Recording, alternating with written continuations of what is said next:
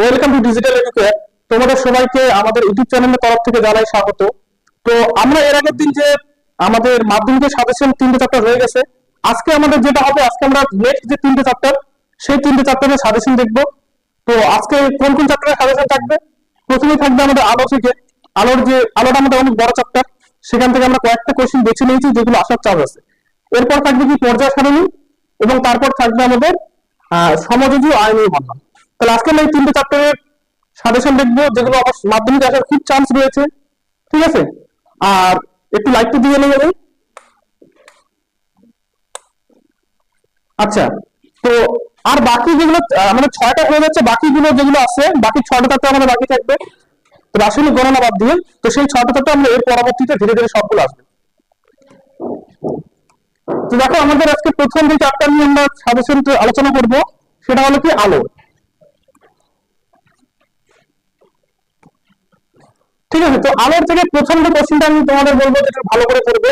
প্রথম কোশ্চেনটা হলো গোলীয় দর্পণের মুখ্য ফোকাস বলতে কি বোঝো? তোমাদের দেখবে নোটে দেওয়া আছে, একটু ভালো করে পড়বে। ঠিক আছে, আচ্ছা নেক্সট 2 নম্বর কোশ্চেন কি? 2 নম্বর কোশ্চেনটা হলো এখানে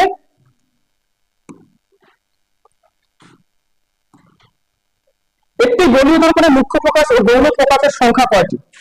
তোমরা আশা করি এটা জানো। আমরা জানি মুখ্য ফোকাস একটাই থাকে, যে কোনো দর্পণের ক্ষেত্রে মুখ্য ফোকাস একটাই থাকে, কিন্তু গৌণ ফোকাস কি থাকতে পারে? অসংখ্য থাকতে পারে। ফোকাস তলের উপর যতগুলো বিন্দু থাকা সম্ভব ততগুলো কি থাকে? গৌণ ফোকাস থাকে। তাহলে এটা হবে অসংখ্য, এটা হবে কি? একটি।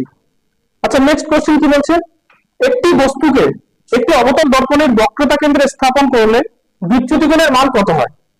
আচ্ছা, বক্রতা কেন্দ্র, বস্তুটিকে বক্রতা কেন্দ্রে রাখা হয়েছে, বলছে বিচ্যুতি কোণের মান কত হয়? এটা উত্তর কত হবে? 180 ডিগ্রি। একটু মনে রেখো। আর এর সাথে একটা কোশ্চেন আসতে পারে, এক্ষেত্রে আপতন কোণের মান কত হয়? আপতন কোণের মান কত এখানে? 90 ডিগ্রি। ঠিক আছে, আপতন কোণ 90 ডিগ্রি হলে তবেই তো আমাদের বিচ্যুতির 180 ডিগ্রি হবে। কারণ আমাদের আপতন কোণটা কি হয়? সাপোজ এখানে একটা যদি দর্পণ থাকে, একটা আলো যদি এখান থেকে, যে আমাদের কোথায় বলছে এখানে বক্রতা কেন্দ্র, যখন এখানে এসে পড়ে এই কোণটা 90 ডিগ্রি, আলোটা এখান দিয়ে এসে আবার এদিকে চলে যায় সেম পথ দিয়ে। ওই জন্য কি যাওয়ার কথা ছিল এদিকে, যাচ্ছে এইদিকে, তাই এই মাঝখানে কোণটা 180 ডিগ্রি হয়, আর আপতন কোণটা কত হয়? 90 ডিগ্রি। আচ্ছা নেক্সট বলছে এখানে একটি গোলীয় দর্পণকে জলে নিমজ্জিত করলে তার ফোকাস দৈর্ঘ্যের কিরূপ পরিবর্তন ঘটে? আমি যদি একটা দর্পণকে যদি জলের মধ্যে ডুবিয়ে দেই, তাহলে তার ফোকাস দৈর্ঘ্য কি পাল্টাবে নাকি থাকবে? এটা উত্তর কি হবে? মানে যে কোনো দর্পণের যে ফোকাস দৈর্ঘ্য, সেটা যে কোনো মাধ্যমে একই হয়। আলোতে মানে বায়ুর মাধ্যমে যা হবে, জলের মধ্যে একই হবে, বা অন্য যে কোনো মাধ্যমে একই হয়। তাই এখানে কি হবে? ফোকাস দৈর্ঘ্যের কোনো পরিবর্তন হবে না। এটা মনে রাখবে। ঠিক আছে, খুব ইম্পর্টেন্ট কোশ্চেন। হয়তো আমি ক্লাসের সময় এই কোশ্চেনটি ডিসকাস করি নাই, তোমরা একটু ভালো করে এটা মনে রাখবে, যে একটি গোলীয় দর্পণকে জলে নিমজ্জিত করলে তার ফোকাস দৈর্ঘ্যের কি পরিবর্তন ঘটে? উত্তর হবে কি? কোনো পরিবর্তন ঘটে না, একই থাকে। নেক্সট বলছে কি একটি অবতল দর্পণের বক্রতা কেন্দ্র ও ফোকাসের মাঝে একটি বিন্দু উৎসকে রাখলে প্রতিবিম্বের আকার প্রকৃতি কেমন হবে? এই ছবিটা আমি তোমাদের হয়তো ক্লাসে করাইনি। ঠিক আছে, কিন্তু তোমরা দেখবে কোশ্চেনটি ইম্পর্টেন্ট আছে, হয়তো আমি ভুলবশত এই কোশ্চেনটা করাইনি, বইয়ে আছে, বই থেকে তোমরা একটু দেখে নেবে। নেক্সট 6 নম্বর বলছে কি স্পষ্ট হবে না, স্পর্শ হবে। স্পর্শ না করে সমতল, অবতল, উত্তল দর্পণকে কিভাবে শনাক্ত করবে? এটা তোমাদের দেখবে বইয়ে আছে সুন্দর করে। আমি ক্লাসে একবার মানে ডিসকাসও করেছি, তো এটা তোমরা একটু দেখে নেবে। এটা বড় কোশ্চেন। ঠিক আছে, আচ্ছা তারপর বলছে উপেক্ষী রশ্মির ক্ষেত্রে প্রমাণ করে যে R=2, এটা ভালো করে দেখবে। নেক্সট 8 নম্বর কোশ্চেন হলো কি উত্তল অবতল দর্পণের ব্যবহার লেখো। ব্যবহারগুলো মনে রাখবে, তোমাদের সব কোশ্চেনে থাকবে। যেমন ভাবে দন্ত চিকিৎসকগণ কোন ধরনের দর্পণ ব্যবহার করে, গাড়ির হেডলাইটে কোন দর্পণ ব্যবহার করা হয়, গাড়ির ভিউ পয়েন্টারে কোন দর্পণ ব্যবহার করা হয়। তো এই জিনিসগুলো তোমাদের এক্সট্রা করে আসবে, মানে আলাদা সব কোশ্চেন আসবে। ওই জন্য তোমরা যতগুলো ব্যবহার আছে উত্তল অবতল দর্পণের, সবগুলো একটু মুখস্থ করে রাখবে। 9 নম্বর কি বলছে? প্রতিসরণের সূত্র দুটি লেখো। প্রতিসরণের যে দুটো সূত্র আছে সেটা লিখতে হবে। একটা স্নেলের সূত্র তো অবশ্যই ভালো করে পড়বে, আর প্রথম যে সূত্রটা আছে সেটা একটু ভালো করে পড়বে। তারপর কি 10 নম্বর বলছে লঘু থেকে ঘন মাধ্যমের ক্ষেত্রে আপতন কোণ ও প্রতিসরণ কোণের সম্পর্কটি লেখো। মানে একটা আলো যখন লঘু থেকে ঘন মাধ্যমে যায়, তখন তার যে আপতন কোণ আই আর মানে আমাদের প্রতিসরণ কোণ আর, তাদের মধ্যে একটা সম্পর্ক আছে দেখবে, সেটা তোমরা পড়বে। এমনকি উল্টোটাও পড়বে। হ্যাঁ, লঘু থেকে ঘনতে যেমন পড়বে, ঘন থেকে লঘুটাও পড়বে। এখানে দেওয়া নেই, দুটোই পড়বে। নেক্সট বলছে একটি প্রিজমের কয়টি তল থাকে? মনে রাখবে, এটা পড়বে ভালো করে। হ্যাঁ, একটি প্রিজমের কয়টি তল থাকে? 12 নম্বর কি কাঁচের স্ল্যাবের ক্ষেত্রে কৌণিক বিচ্যুতি কত হয়? এটা 0 ডিগ্রি, এটা তোমরা জানো, এটা মুখস্থ করে নেবে। তারপরে বলছে কি নেক্সট কোশ্চেন, প্রিজমের ক্ষেত্রে প্রমাণ করো যে, এখানে তোমাদের কোশ্চেনটা এখানে দেওয়া নেই, হ্যাঁ, delta equals to I1 plus I2 minus a। আগের বার কিন্তু প্রিজম থেকে একটা কোশ্চেন এসেছে, এবারে আমার মনে হয় যে আসার চান্স কম, কারণ একটা জায়গা থেকে 3 নম্বরের কোশ্চেন একবার দিলে পরের বছর সেখান থেকে রিপিট হয় না। 1 নম্বরের কোশ্চেন রিপিট হয়, 2 নম্বরের কোশ্চেন রিপিট হয়, 3 নম্বরের কোশ্চেন রিপিট হওয়ার চান্স কম। তারপরে যেহেতু আমি দেখতেছি প্রচুর যে টেস্ট পেপারের কোশ্চেনে এই প্রমাণটা আসতেছে, ওই জন্য আমি এখানে রেখেছি, কারণ রিস্ক নেওয়া যাবে না। 3 নম্বরের ব্যাপার, 12 নম্বরের মধ্যে 3 নম্বর, এখানে মাইনাস কিন্তু অনেক সমস্যা হয়ে যাবে, তাই তোমরা এটাও একটু ভালো করে পড়ে নেবে, ঠিক আছে। নেক্সট 14 নম্বর কোশ্চেন কি বলছে, লেন্সের আলোক কেন্দ্র বলতে কি বোঝো? এটা একটু ভালো করে পড়বে। আচ্ছা, ছবির মধ্যে এটা একটু এক্সট্রা দিই, হ্যাঁ, ছবির মধ্যে আছে না, আমি তোমাদের 6টা ছবি শিখিয়েছি, যে একটা উত্তর লেন্স আছে, তার ফোকাসে একটা বস্তু রাখলাম, প্রতিবিম্ব কোথায় কি কেমন প্রতিবিম্ব তৈরি হবে, সৎ হবে না অসৎ হবে, এই যে ছবিগুলো শিখিয়েছি, সেগুলো তোমরা 6টা ছবি আছে, 6টা ছবি ভালো করে পড়বে। তার মধ্যে লেন্সের যে 6টা ছবি সেটা শিখবে, তার সাথে কি সবার শেষের যে টেস্ট সেটা সবচেয়ে ইম্পর্টেন্ট, সেটাকে গুরুত্ব দিয়ে পড়বে। সেটা কোশ্চেনটা কিন্তু একটু ঘুরিয়ে আসবে, কোশ্চেনটা এরকম করে থাকে সাধারণত, অন্যভাবে দিতে পারে, সাধারণত এইভাবে কোশ্চেনটা দেয়। তো বাকি 5টা ছবি তোমরা ভালো করে করবে, কিন্তু সবচেয়ে ভালো করে করবে কি 6 নম্বর ছবিটা, কোশ্চেনটা থাকবে এইভাবে, তো উত্তর লেন্স দ্বারা কিভাবে অসৎ ও সমশীর্ষ প্রতিবিম্ব গঠন করা যায় তা চিত্রের মাধ্যমে দেখাও, ঠিক আছে। ছবি আঁকতে বলবে, তেমন প্রতিবিম্বের যে বৈশিষ্ট্যগুলো কি কি থাকবে সেটা ভালো করে করতে হবে, তো এই ছবিগুলো অবশ্যই ভালো করে শিখবে। নেক্সট পরের কোশ্চেন কি বলছে, কোন লেন্সের আলোক কেন্দ্রের মধ্য দিয়ে আপতিত রশ্মির চ্যুতিকোণের মান কত হয়? একটা লেন্স আছে, তার আলোক কেন্দ্রের মধ্যে দিয়ে আলো যাচ্ছে, তার চ্যুতিকোণের মান কত হয়? এটা 0 ডিগ্রি, মনে রাখবে, নোটে আছে দেখবে, উত্তর হচ্ছে 0 ডিগ্রি। আচ্ছা, নেক্সট কোশ্চেন বলছে কি বিবর্ধক কাচ হিসেবে বা আতশ কাচ হিসেবে, এটা আতশ, আতশ কাচে কোন লেন্স ব্যবহার করা হয়? এটা বলবো, ঠিক আছে, উত্তর লেন্স। অনেক সময় কোশ্চেনটা একটু যদি একটু কঠিন করে, কোশ্চেনটা এইভাবে ঘুরিয়ে দিতে পারে যে আতশ কাচে উত্তর লেন্স ব্যবহার করা হয় কেন, এর থেকে কঠিন দিবে না। তোমার জাস্ট এইটুকু লিখবে আতশ কাচ, আমরা উত্তর লেন্সের যদি ফোকাস এবং মেরুর মাঝে যদি কোনো বস্তুকে রাখি, সেটা কি সৎ ও বিপরীত প্রতিবিম্ব তৈরি হয়, তাই আতশ কাচে উত্তর লেন্স ব্যবহার করা হয়। নেক্সট, হ্যাঁ, মানুষের চোখে কোথায় প্রতিবিম্ব গঠিত হয়? তোমরা সকলেই জানো, রেটিনা, আমাদের রেটিনা কি হয়, প্রতিবিম্ব তৈরি হয়। নেক্সট কোশ্চেন, মানুষের নিকট বিন্দু কত? 25 সেমি। তারপর দীর্ঘ দৃষ্টি বা হাইপারমেট্রোপিয়া বলতে কি বোঝো? এর কারণ ও প্রতিকার লেখো, ভালো করে পড়বে, 3 নম্বরের জন্য, শর্ট কোশ্চেন আসতে পারে, 3 নম্বরে আসতে পারে। তারপর বলছে কি স্বল্প দৃষ্টি বা মায়োপিয়া বলতে কি বোঝো? এর কারণ ও প্রতিকার, এটাও 3 নম্বরের জন্য, 2 নম্বরে আসতে পারে, 1 নম্বরে আসতে পারে। এই দুটো কোশ্চেন একটু ভালো করে পড়বে। আলো চারটার থেকে 12 নম্বর থাকে, তাই কোশ্চেন সংখ্যা একটু বেশি, ঠিক আছে। নেক্সট 22 নম্বর কোশ্চেন, শূন্য মাধ্যমে বায়ুতে কি আলোর বিচ্ছুরণ ঘটে না কেন? ভালো করে পড়বে অবশ্যই। নেক্সট কোশ্চেন কি কোন বর্ণের আলোর তরঙ্গদৈর্ঘ্য সবচেয়ে কম ও সবচেয়ে বেশি সবচেয়ে কম? কোন বর্ণের আলোর তরঙ্গদৈর্ঘ্য সবচেয়ে কম হয় সবচেয়ে বেশি হয়? 24 নম্বর কোশ্চেনটি কি বিচ্ছুরণের ক্ষেত্রে কোন বর্ণের আলোর বিচ্যুতি সবচেয়ে বেশি হয়? ঠিক আছে, বেশি হয় কম দুটাই করে দেবে, হ্যাঁ, বেশি হয় অনেক সময় কমটাও দিয়ে দেয়, বেশি হয়টা বেশি দেয়। নেক্সট 25 নম্বর, আলোর বিক্ষেপণ বলতে কি বোঝো? এটা করবে, র্যালের সূত্রটা পড়বে, এখানে দেওয়া নেই। র্যালের সূত্রটা কি বলেছিল?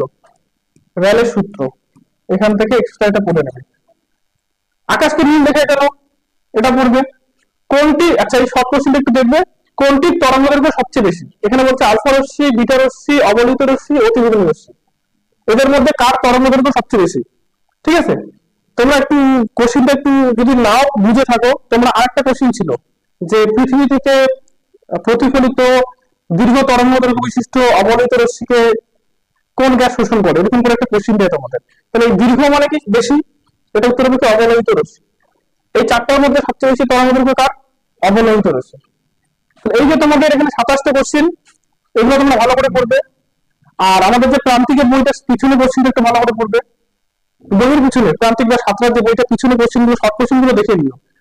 যার কাছে যেই বইটা আছে শর্ট কোশ্চেন অবশ্যই দেখে নিও, শর্ট কোশ্চেন ওখান থেকে কিন্তু অনেক সময় দিয়ে দেয় তুলে। তো এই পর্যন্ত হলো আমাদের আলো।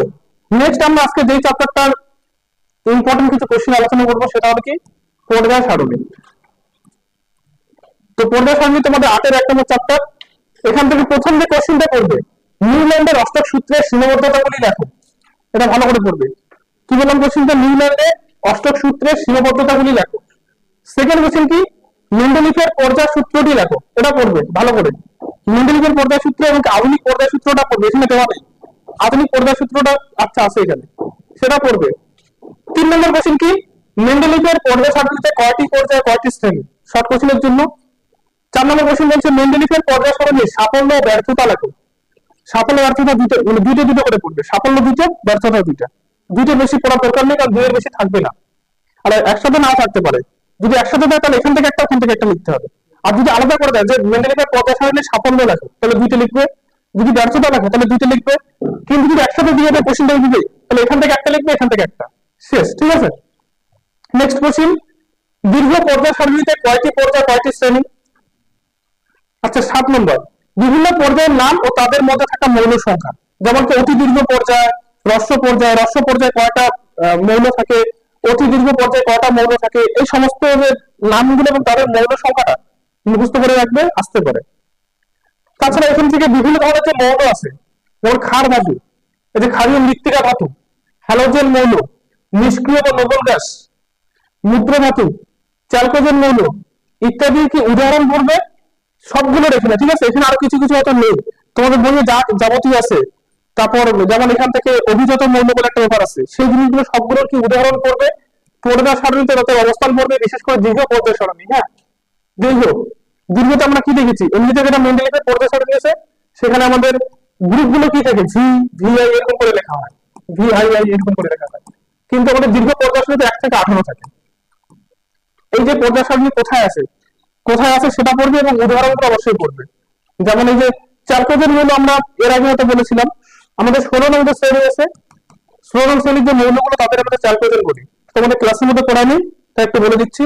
যেমন অক্সিজেন, সালফার, এগুলো কি চ্যালকোজেন মৌল। তোমাদের পরীক্ষা খুব আসার চান্স আছে যে নিচের কোনটি চ্যালকোজেন মৌল, তাহলে উত্তর তোমরা অবশ্যই অক্সিজেন, সালফার এখানে আছে, সেই উত্তরগুলো হবে। আর মনে রাখবে 16 নম্বর শ্রেণী, বইয়ে নাও থাকতে পারে, ওগুলো বলে দিলাম। 16 নম্বর শ্রেণীর মৌলগুলিকে আমরা চ্যালকোজেন মৌল বলি। বর ধাতু কি? বর ধাতু এটা একটু পড়বে, সোনার উপর এগুলোকে বর ধাতু বলা হয়। আর অভিজাত মৌলটা পড়বে, অভিজাত মৌল কি? স্ক্যান্ডিয়ামকে অভিজাত মৌল বলা হয়। তো এরকম কিছু কিছু জিনিস যেটা আমি হয়তো ক্লাসে পড়াইনি, কিন্তু তোমরা একটু মনে রাখবে, মুখস্থ করবে এর মধ্যে। ঠিক আছে। আচ্ছা নেক্সট, পর্যায়বৃত্ত ধর্ম বলতে কি বোঝো, উদাহরণ দাও। এটা মুখস্থ করবে। পর্যায়বৃত্ত ধর্ম কাকে বলে, একটা উদাহরণ, দুটো উদাহরণ মনে রাখবে। উদাহরণগুলো তোমাদের বইয়ে আছে, যেমন এই যে আমাদের তড়িৎ ঋণাত্মকতা, যেগুলো আমরা পড়েছি, যে তড়িৎ ঋণাত্মকতা পর্যায় সারণীর শ্রেণী বরাবর কি হয়, পর্যায় বরাবর কি হয়, এই জিনিসগুলো পর্যায়বৃত্ত ধর্ম। আচ্ছা, পর্যায়বৃত্ত ধর্ম নয় এমন দুটি ধর্মের নাম লেখো। লিখতে বলেছে পর্যায়বৃত্ত ধর্ম নয়, কিন্তু দুইটা উদাহরণ দিতে বলেছে। একটা কি? পারমাণবিক গুরুত্ব, একটা তেজস্ক্রিয়তা। আচ্ছা, গলনাঙ্ক, স্ফুটনাঙ্ক অনেক সময় শর্ট কোশ্চেনে দিয়ে দেয়, তাই একটু বলে রাখছি। তোমাদের হয়তো সঠিক উত্তর দিয়ে দিলে কি নিচের কোনটি পর্যায়বৃত্ত ধর্ম নয়, তো সেখানে এই অপশনগুলো নেই। এছাড়া আমি এখানে দুইটা বলে দিয়েছি, এছাড়াও কি কি আছে, গলনাঙ্ক, স্ফুটনাঙ্ক, এটা সবচেয়ে বেশি অপশনে দেয়, সঠিক উত্তর অপশনে এগুলো বেশি দেয়। এগুলো তোমরা এটা মনে রাখবে যে স্ফুটনাঙ্ক আর গলনাঙ্ক কি হয় না, পর্যাবৃত্ত ধর্ম, পর্যাবৃত্ত ধর্ম নয়। আচ্ছা, 11 নম্বর কোশ্চেন, শ্রেণী ও পর্যায় বরাবর মৌলের পারমাণবিক ব্যাসার্ধ কিভাবে পরিবর্তিত হয়, পড়ে নেবেন। 2 নং পর্যায়ের মৌলগুলিকে পারমাণবিক ব্যাসার্ধের ঊর্ধ্বক্রমে সাজাও। দেখবে বইয়ে সুন্দর করে দেওয়া আছে লিস্টটা, কোনটা থেকে কোনটা বলে, কোন দিক থেকে কোন দিকে বাড়ে। তারপর বলছে কি, আয়নাইজেশন শক্তি বা আয়নীভবন বলতে কি বোঝো। 2 নং পর্যায়ের মৌলগুলিকে আয়নাইজেশন শক্তির ঊর্ধ্বক্রমে সাজাও। এই কোশ্চেনটা তোমরা দেখে নেবে বই থেকে, নোটও আছে। তড়িৎ ঋণাত্মকতা বলতে কি বোঝো, সর্বোচ্চ সর্বনিম্ন তড়িৎ ঋণাত্মক মৌলগুলি কি কি, এটা তোমাদের লেখানো আছে, দেখবে পড়ে নিবে। কাকে এবং কেন দুষ্ট মৌল বলা হয়, এটা পড়বে। তারপরে কোশ্চেন বলছে শ্রেণী ও পর্যায় বরাবর জারণ বিজারণ ধর্মের কিরূপ পরিবর্তন ঘটে, এটা একটু পড়ে নেবে। তারপর বলছে কি, এমন একটি শ্রেণীর নাম লেখো যেখানে তরল, কঠিন ও গ্যাসীয় সকল দশার মৌল দেখতে পাওয়া যায়। শ্রেণীগুলো 17 নং শ্রেণী, যেমন আমাদের ফ্লুরিন, ক্লোরিন, ব্রোমিন, আয়োডিন, এই যে 4টা মৌল আছে, এখানে তরল, গ্যাসীয় সবগুলো আছে। ফ্লুরিন, ক্লোরিন হলো আমাদের কি গ্যাসীয় পদার্থ, তারপর ব্রোমিন হলো তরল পদার্থ, আয়োডিন হলো কঠিন পদার্থ। তো এরকম কি 3 ধরনের পদার্থ আমরা দেখতে পাই। ঠিক আছে। আর লাস্ট পর্যায়ে শুরুতে একটা কোশ্চেন পড়বি কি, অভিজাত মৌল কাকে বলে। স্ক্যান্ডিয়ামকে আমরা অভিজাত মৌল বলি। স্ক্যান্ডিয়াম একটা আমাদের মৌল আছে, যেটার নাম কি অভিজাত মৌল। আচ্ছা, এখানে আরেকটা কোশ্চেন অ্যাড করছি, সেটা হলো কি ল্যাবরেটরিতে বা পরীক্ষাগারে তৈরি দুটি মৌলের নাম আসতে পারে, ঠিক আছে? তো পরীক্ষাগারে তৈরি বা কৃত্রিম ভাবে তৈরি করা হয় এরকম দুটি মৌলের নাম, এটা তোমরা একটু দেখে রাখবে। উত্তরটা হবে কি, একটা হলো তোমার আমেরিসিয়াম, আমেরিকাতে আবিষ্কার হয়েছিল তাই এর নাম হয়ে গেছে কি আমেরিসিয়াম, ঠিক আছে? আরেকটা আছে আমাদের ইউরোপে আবিষ্কার হয়েছে, সেখান থেকে ইউরোপ থেকে নাম হয়ে গেছে কি ইউরোপিয়ান। তোমাদের হয়তো ক্লাস 7-এ দেখবে তোমাদের বিভিন্ন মৌলের নামকরণ কি করে করা হয়েছে, সেখানে দেওয়া আছে কি দেশের নাম অনুযায়ী মৌলের নাম, একটা ছক ছিল। ক্লাস 7-এ যদি বইটা ভালো করে দেখো সেখানে দেখবে এরকম দুইটা মৌল ছিল, একটা কি আমেরিকা আবিষ্কার হয়েছিল তার নাম হয়েছিল কি আমেরিসিয়াম, একটা ইউরোপে আবিষ্কার হয়েছিল তার নাম হয়েছিল কি ইউরোপিয়াম। তো এই দুটো মৌল হলো কি কৃত্রিম মৌল, বাকি পরীক্ষাগারে তৈরি মৌল, ঠিক আছে? তো তোমরা এই জিনিসটা একটু আচ্ছা লিখছো, মনে রাখো। তাহলে কি কি বললাম, আমেরিসিয়াম, ইউরোপিয়াম। নেক্সট আমি পরের পেজে যাচ্ছি, আমাদের পর্যায় সারণীতে এই কোশ্চেনগুলো পড়লেই যথেষ্ট। তারপর নেক্সট আমাদের যে চ্যাপ্টারটা থাকবে সেটা কি তাপের ঘটনা সমূহ। কি কি বলছে দেখো, তাপের ঘটনা। আসলে তাপের ঘটনা সমূহ চ্যাপ্টারটার নামটা ভুল আছে, এটা হবে কি আয়নীয় সমযোজী বন্ধন, ঠিক আছে? মনে রাখবে এটার নাম কি আয়নীয় সমযোজী বন্ধন। আমাদের হাতের যে 2 নম্বর চ্যাপ্টার, সেই চ্যাপ্টারটা আমরা দেখবো এবার। প্রথম একটা কোশ্চেন, যেটা প্রথম কোশ্চেন কি বলছে, এমন একটি মৌলের নাম লেখো যার মধ্যে আয়নীয়, সমযোজী ও অসমযোজী 3 প্রকার বন্ধন বর্তমান। আমরা কি যখন সমযোজী আর আয়নীয় বন্ধন পড়েছিলাম তখন আমরা জাস্ট 2টা বন্ধন সম্পর্কে জেনেছিলাম, কিন্তু আমাদের যে দেখবে চ্যাপ্টারটা প্রথম যে নোটসটা বের করবে বা বইটা বের করবে, দেখি প্রথমে একটা জিনিস ছিল কি বন্ধন কয় প্রকার ও কি কি, ওখানে ছিল 3 প্রকার। কি কি? সমযোজী, অসমযোজী, আয়নীয়।